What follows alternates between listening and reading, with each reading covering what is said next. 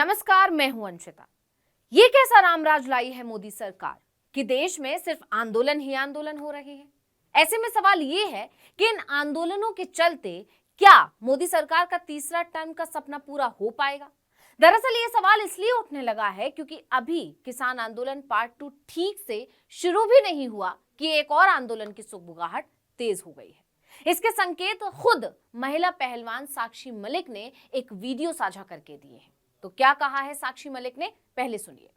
आने वाले 2-4 दिनों में हम अपने आंदोलन से जुड़े सभी लोगों को एकजुट कर आगे की रणनीति तैयार करेंगे। मैं सरकार से निवेदन करती हूं कि बृजभूषण व उसके गुर्गों को हमेशा के लिए फेडरेशन से बर्खास्त किया जाए व किसी अच्छे इंसान को फेडरेशन में लाया जाए, वरना मजबूरन जल्द से जल्द हमें आंदोलन का रास्ता अपनाना पड़ेगा। भारतीय स्टार महिला पहलवान साक्षी मलिक ने केंद्र सरकार को फिर से आंदोलन करने की वार्निंग दी है। अब किसान आंदोलन अपने जोरों पर है। इसी बीच महिला पहलवान का ये चेतावनी भरा वीडियो आना सरकार की मुश्किलें बढ़ा रहा है।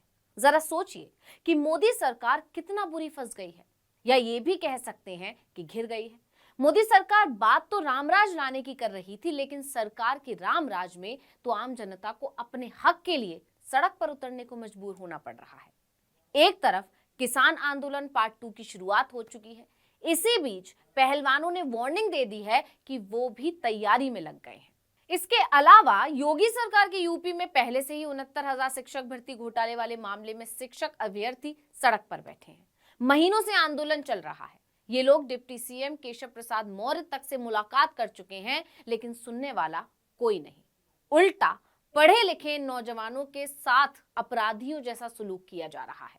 प्रदर्शनकारियों ने शिक्षा मंत्री संदीप सिंह के आवास का भी घेराव किया, यहां तक कि सीएम आवास का भी घेराव किया। मंत्री के आवास पर भारी पुलिस बल तैनात रहा। प्रदर्शन कर रहे अभ्यर्थियों ने नारेबाजी करते हुए कहा कि शिक्षा मंत्री बाहर आओ, पिछड़ों की हालत देख कर जाओ। तो दो आंदोलन तो देश में पहले से ही चल रहे हैं। अब इसके बीच साक्षी मलिक ने भी चेतावनी दे दी कि अगर न्याय नहीं मिला तो एक और आंदोलन के लिए सरकार तैयार हो जाए। साक्षी मलिक ने अपने ट्विटर हैंडल से ही ट्वीट किया। अपने वीडियो के साथ उन्होंने लिखा कि सरकार से निवेदन है, हमें दोबारा आंदोलन के लिए मजबूर ना करें।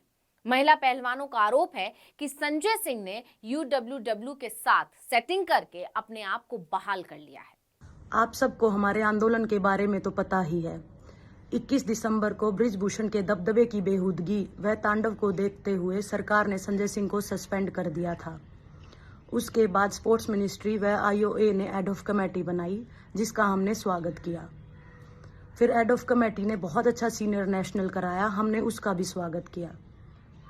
उसके बाद बृजभूषण व संजय सिंह सरकार व कानून की धज्जियां उड़ाना शुरू कर देते हैं।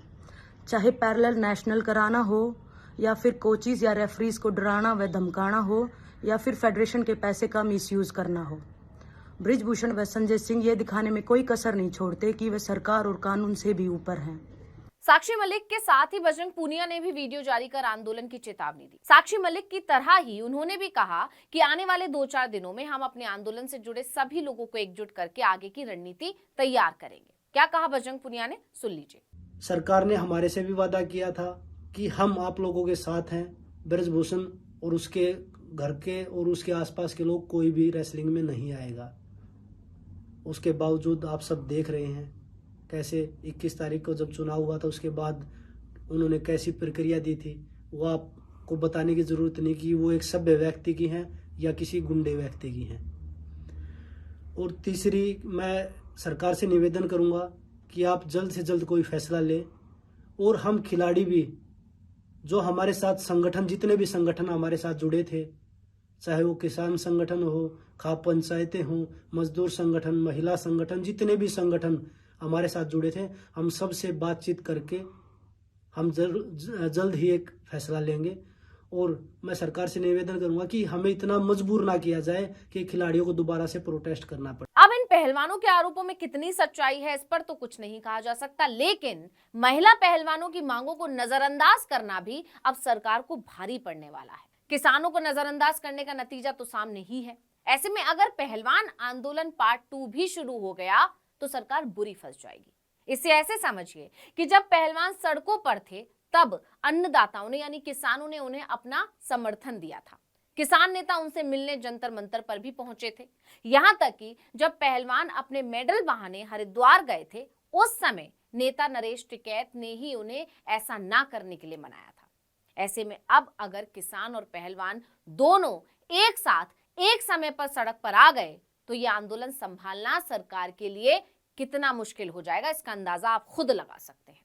किसानों को रोकने के लिए सरकार क्या क्या उपाय कर रही है वो आप देख ही रहे हैं। पहलवानों को कैसे जंतर मंतर से हटाया गया था वो भी आपने देखा था। लेकिन इस बार अगर सरकार ने किसानों को रोकने की तैयारी की है तो किसान भी पूरी तैयारी से लौटे हैं। ऐसे में यह भी तय है कि पहलवान भी पूरी तैयारी के साथ ही वापस आएंगे। तो जानकारों का दावा है कि इस बार के आंदोलन में सबसे खास बात यह होगी कि चाहे किसान हो या पहलवान, इस बार सरकार की बातों में बिल्कुल नहीं आएंगे। अब जरा मोदी के राज में देश की स्थिति देखिए।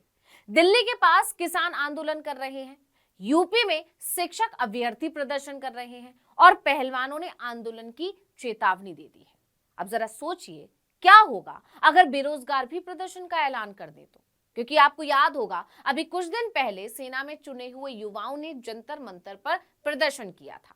जब वहां से उन्हें हटाया गया तो वो हाथों में तख्तियां लेकर उपराष्ट्रपति के आवास के पास पहुंच गए थे। इसका वीडियो भी सामने आया था।